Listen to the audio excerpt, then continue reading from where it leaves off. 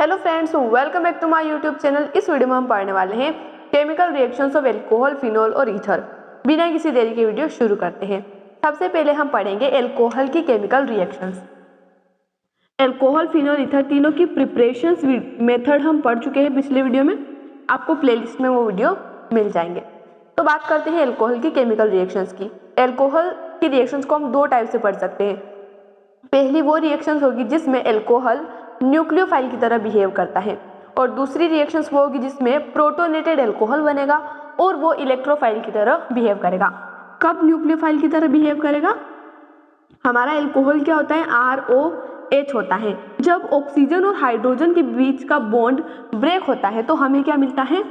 RO negative और H positive मिलता है। ये जो पार्ट है ये एल्कोहल का न्यूक्लियोफाइल की तरह बिहेव करेगा। तो ये जो रिएक्शंस होगी इसमें OH ऑक्सीजन हाइड्रोजन के बीच का बॉन्ड ब्रेक होगा, न्यूक्लियोफाइल की तरह रिएक्शन शो करेगा।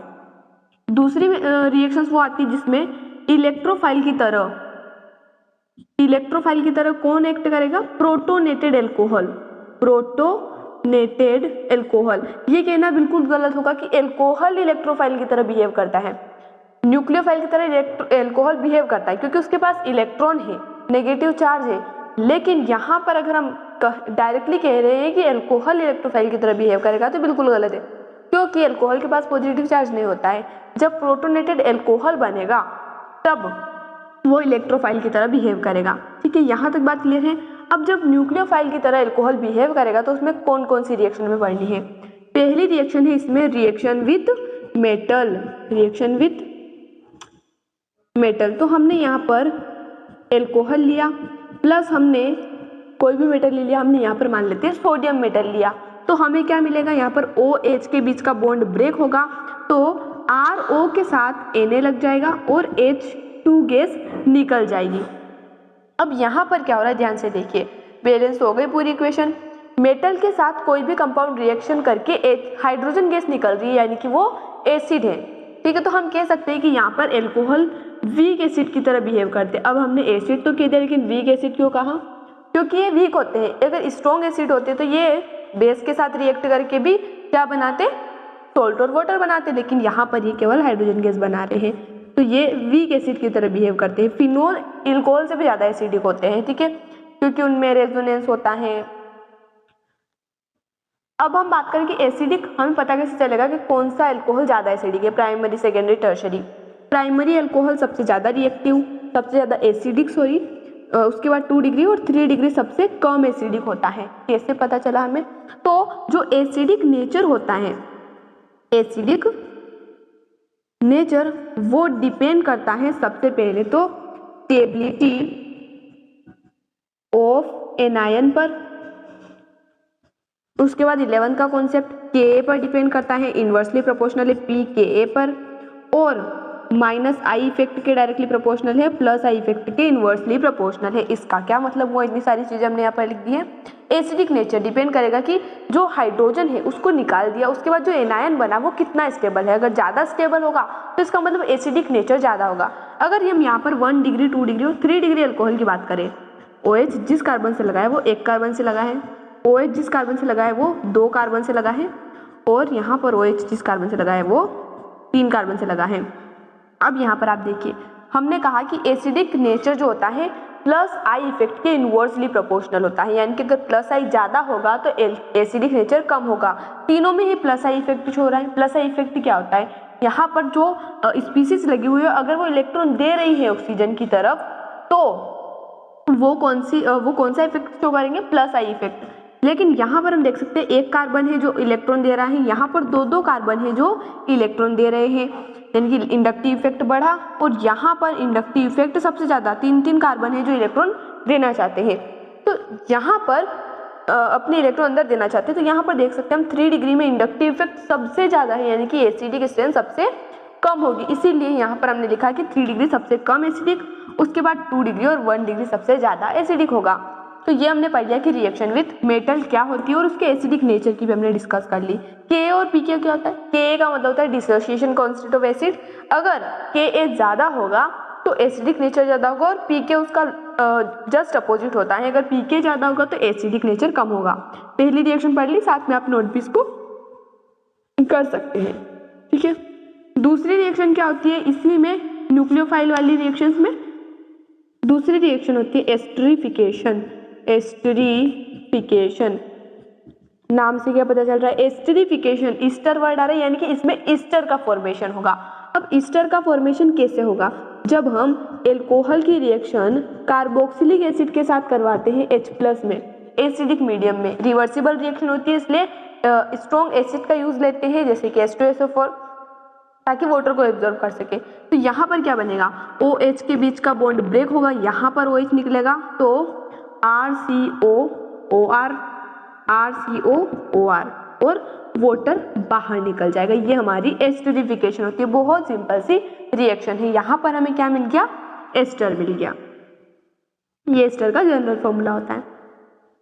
अब हम बात करते हैं जब एल्कोहल प्रोटोनेटेड बनेगा और इलेक्ट्रोफाइल की तरह बिहेव करेगा, उसमें कौन सी रिएक्शन है। इसमें जो रिएक्शन है वो हम फर्स्ट चैप्टर में प्रिपरेशन ऑफ हेलो एल्केन में बहुत अच्छे से पढ़ चुके हैं।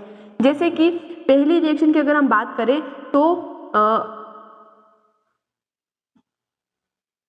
हेलोजन हाइड्रोजन हेलाइड्स के साथ रिएक्शन करवाते हैं इसकी, हाइड्रोजन हेलाइड, जैसे हाइड्रोजन क्लोराइड हो गया, ब्रोमाइड हो गया, इस तरह से। तो अगर हमने यहाँ पर ROH लिया प्लस HCl लिया, हाइड्रोजन क्लोराइड लिया और जिंक ZnCl2 की प्रेजेंस में रिएक्शन करवा दी, तो RX हमें मिलेगा, ये वाला बॉन्ड ब्रेक होगा। यहाँ पर RX हमने यहाँ पर क्लोरीन लिया है तो क्लोरीन लगा देते हैं और वाटर निकल जाएगा।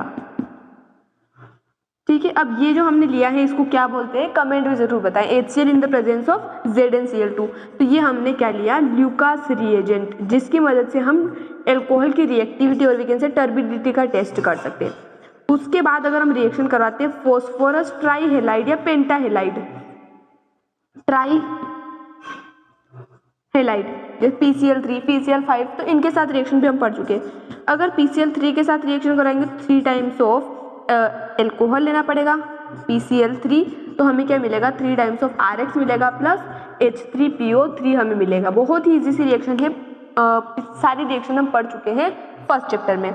इसके बाद कुछ नई रिएक्शंस आती है, जैसे कि इसी में हम पढ़ रहे हैं जब इलेक्ट्रोफाइल की तरह एक्ट करेगा प्रोटोनेटेड एल्कोहल। थर्ड रिएक्शन यहाँ पर क्या होगी, डिहाइड्रेशन। डिहाइड्रेशन नाम से क्या पता चल रहा है, डिहाइड्रेशन यानी कि रिमूवल ऑफ वाटर। तो वाटर का रिमूवल होगा तो हमें क्या मिलेगा, एल्कीन मिलेगा। ईथर की प्रिपरेशन में हमने पढ़ा था, जब हम 443 केल्विन पर रिएक्शन करवाते हैं H2SO4 की प्रेजेंस में तो एल्कीन मिलता है, 413 केल्विन टेम्परेचर पर हमें ईथर मिलता है। अगर हम बात करें एल्कोहल की रिएक्शन हम करवा रहे हैं कितने टेम्परेचर पर, H2SO4 की प्रेजेंस में 443 केल्विन पर, तो हमें क्या मिलेगा, हमें मिलता है एल्कीन और साथ में वाटर रिमूव हो जाएगा क्योंकि डिहाइड्रेशन रिएक्शन है। अगर 443 ना लेके हम 413 केल्विन लेते तो H2SO4 की प्रेजेंस में रिएक्शन करवाते तो हमें क्या मिल जाता, ईथर मिल जाता। ईथर का फॉर्मूला क्या होता है, जल्दी से आप कमेंट में लिख दीजिए। ये हमारे यहाँ पर ईथर मिल जाता है। डिहाइड्रेशन हो गया। एक और नई रिएक्शन है ऑक्सीडेशन, वो भी हम देख लेते हैं।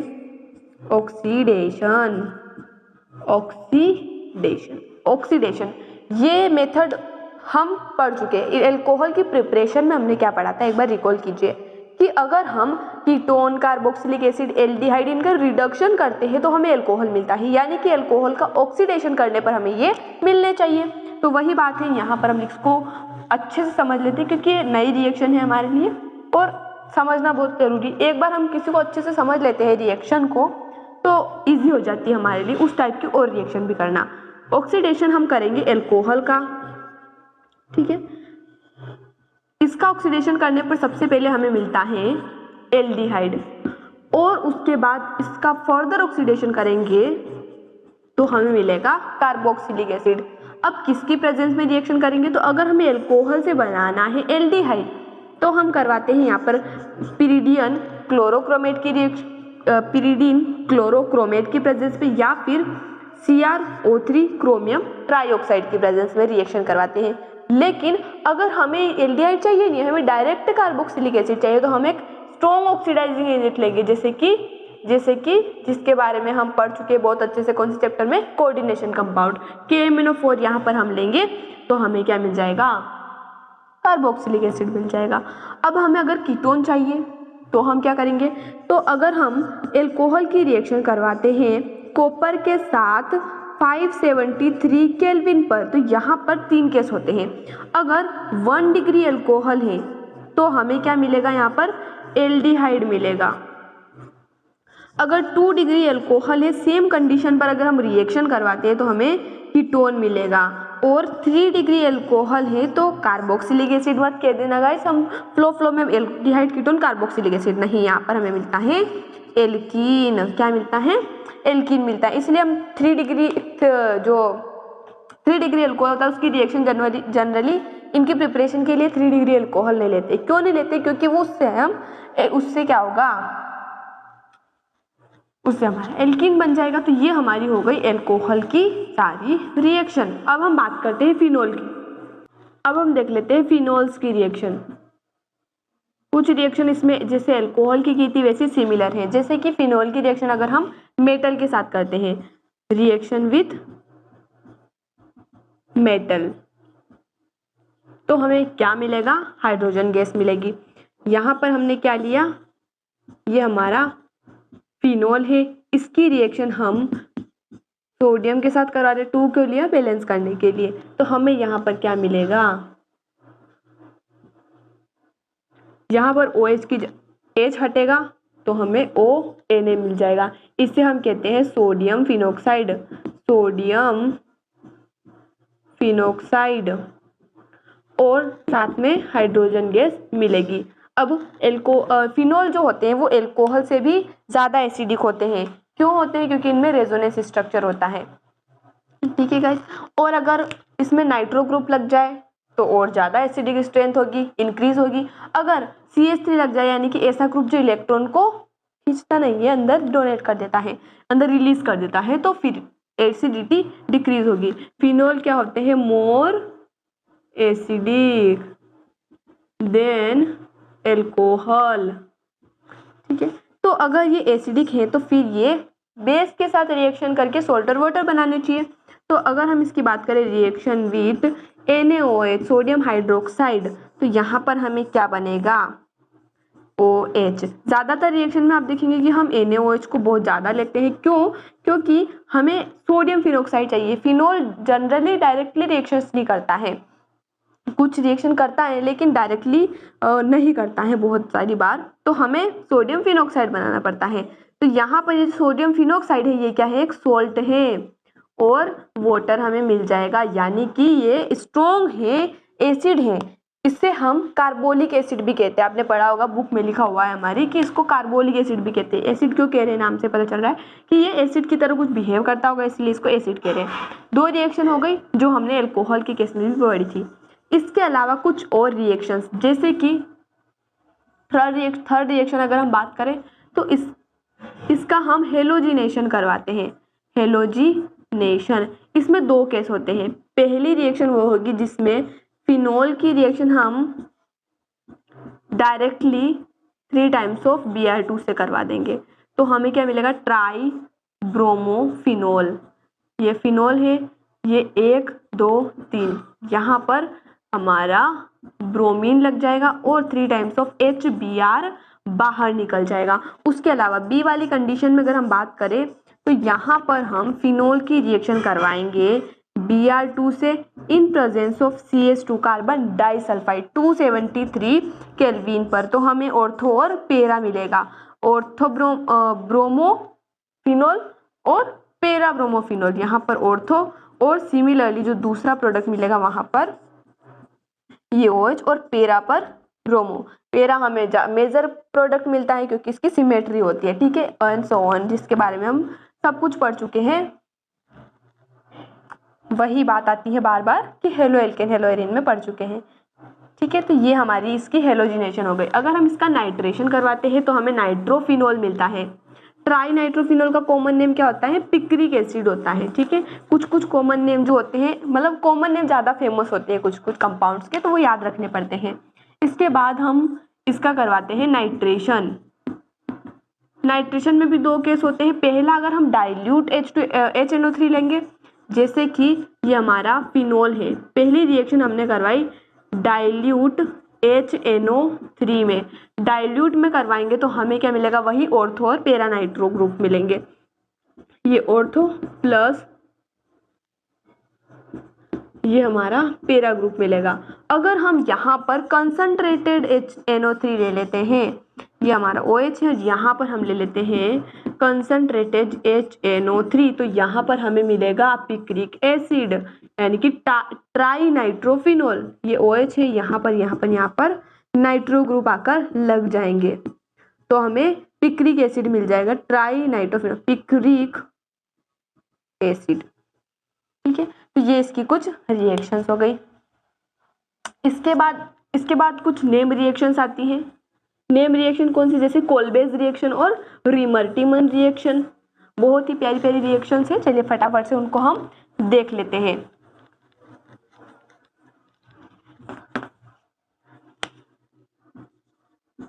कोलबेज रिएक्शन, कोलबेज रिएक्शन में हम फिनोल लेते हैं, सोडियम फिनोक्साइड बनाते हैं और उसके बाद फाइनली जो प्रोडक्ट मिलता है कोलबेज रिएक्शन में वो क्या होता है, सैलिसिलिक एसिड। ठीक है, सैलिसिलिक एसिड यहाँ पर मिलता है। दो जो रिएक्शन है उनमें कंफ्यूजन हो जाता है, किसमें सैलिसिलिक एसिड मिलेगा, किसमें सैलिसैल्डिहाइड मिलेगा। तो यहाँ पर इसमें हमें सैलिसिलिक एसिड मिलता है। कैसे हम इसकी रिएक्शन करवाएंगे, फिनोल लेंगे, इसको याद कैसे करेंगे, एक रिएक्शन याद हो जाएगी तो दूसरी ऑटोमेटिकली याद हो जाएगी। यहाँ पर देखिए ये 2 वर्ड है शुरू के इस रिएक्शन के, इनसे सारा काम हो जाएगा। आपने याद रखिए KO मतलब कि कोलबेज रिएक्शन, KO मतलब कि कार्बन डाइऑक्साइड और O मतलब कि एसिड मिलेगा। ठीक है, ऐसे ट्रिक बनानी पड़ेगी गाइस, कुछ रिएक्शंस जैसे सेम है कंफ्यूजन हो जाता है, तो इसलिए मैंने यहाँ पर बहुत अच्छी ट्रिक बना दी है कि K मतलब कि कोलबेज रिएक्शन और CO2, को मतलब कि CO2 और O मतलब कि एसिड मिलेगा। ठीक है, तो यहाँ पर हमने लिया फिनोल, सबसे पहले हम इसकी रिएक्शन करवाएंगे NaOH के साथ। तो उससे क्या होगा, देखिए O के साथ Na लग जाएगा, यानी कि ONa हमें मिल गया। अब इसकी रिएक्शन पहले हम करवाते हैं CO2 के साथ, दूसरी बार हम करवाते हैं H+ के साथ, यानी कि पहले कार्बन डाइऑक्साइड के साथ रिएक्शन करवा दी, फिर एसिडिक मीडियम में रिएक्शन करवा दी, तो हमें फाइनली जो प्रोडक्ट मिलना चाहिए वो मिल जाएगा। ये हमारा ONA है, इसकी जगह क्या आ जाएगा, OH आ जाएगा और यहाँ पर क्या लग जाएगा, COOH लग जाएगा। ये क्या बन गया, सैलिसिलिक एसिड बन गया। ये तो इसका सैलिसिलिक एसिड का कॉमन नेम है। IUPAC नेम की बात करें तो 2 फंक्शनल ग्रुप है, पहले हम कार्बोक्सिलिक एसिड को प्रायोरिटी देते हैं, तो 2 पे हाइड्रोक्सी लगा हुआ है, 2 हाइड्रोक्सी बेंजोइक एसिड। ठीक है, यहाँ पर लिख देते हैं 2 हाइड्रोक्सी बेंजोइक एसिड। ठीक है, ये हमारी बहुत इंपॉर्टेंट रिएक्शन होगी। इसके बाद आती है रिमर्टिमन रिएक्शन, रिमर्टिमन रिएक्शन। इसमें सेम वही बात, फिनोल से हम बनाएंगे सोडियम फिनोक्साइड, उसके बाद हम क्या करेंगे, यहाँ पर सैलिसैल्डिहाइड बनाएंगे, सैलिसिल एल्डिहाइड जिसको हम कह सकते हैं। यहाँ पर जैसे COH लगा हो, यहाँ पर एल्डिहाइड लग जाएगा। जैसे कि सबसे पहले हमने यहाँ पर क्या लिया, फिनोल लिया। ठीक है, अब फिनोल अगर हमने लिया तो उसको सबसे पहले हम पास करवाएंगे NaOH के साथ, लेकिन यहाँ पर एक और चीज़ लेते हैं हम, क्लोरोफॉर्म CHCl3। तो हमें क्या मिलेगा, हमें मिलेगा ONA और यहाँ पर लग जाएगा CHCl2। अब हमें इसको हटाना है, इसको भी हटाना है, यहाँ पर भी OH आना चाहिए हमारा, और यहाँ पर क्या आना चाहिए, जल्दी से बता दीजिएगा। यहाँ पर आना चाहिए हमारा एल्डिहाइड बनना चाहिए, कि CHO लगना चाहिए। तो अब हम क्या करें, अब हम काय के साथ इसकी रिएक्शन करवाए कि हमें OH मिल जाए, जल्दी सोचिए। तो वापस से हम यहाँ पर करवाते हैं NaOH के साथ रिएक्शन, क्योंकि यहाँ पर हमारा H भी लग जाएगा और CHO भी लग जाएगा। तो हमें फाइनली प्रोडक्ट क्या मिलेगा, इसका प्रोडक्ट मैं यहाँ लिख रही हूँ गाइस, क्या बना दिया, यहाँ पर ये हमारा OH लग जाएगा और ये COH, ये क्या है, सैलिसिल एल्डिहाइड। सेलिसिल एल्डिहाइड में मिल जाता है। कॉमन नेम बहुत इंपॉर्टेंट है, याद रखने पड़ेंगे। उसके बाद कुछ और रिएक्शन है, जैसे कि इसकी ऑक्सीडेशन, इसकी जिंक डस्ट के साथ रिएक्शन, तो वो भी हम पढ़ लेते हैं। बहुत ही अच्छे रिएक्शन है गाइस। हाँ, क्वेश्चन प्रैक्टिस साथ में करना बहुत ज़रूरी है, क्योंकि हमें डायरेक्टली रिएक्शन तो हम इतने सारे याद नहीं कर सकते, लेकिन अगर क्वेश्चन करेंगे तो हमें पता चलता रहेगा कि किस टाइप के क्वेश्चन बन रहे हैं। इसके बाद हम इसका करेंगे ऑक्सीडेशन। ऑक्सीडेशन कैसे करेंगे? ऑक्सीडाइजिंग एजेंट लेना पड़ेगा ऑक्सीडेशन करने के लिए, तो हम यहाँ पर क्या लेंगे? Na2Cr2O7 सोडियम डाइक्रोमेट और H2SO4 की प्रेजेंस में इसकी रिएक्शन करवाएंगे, तो हमें क्या मिलेगा?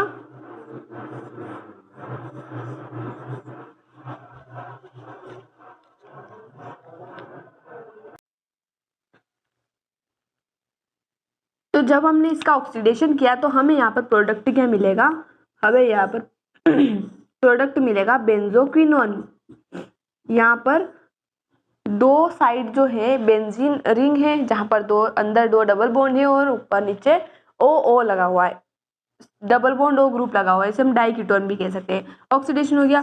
अगर हम बात करें रिएक्शन विथ जिंक डस्ट, तो हमें यहाँ पर बेंजीन मिल जाएगा। ठीक है,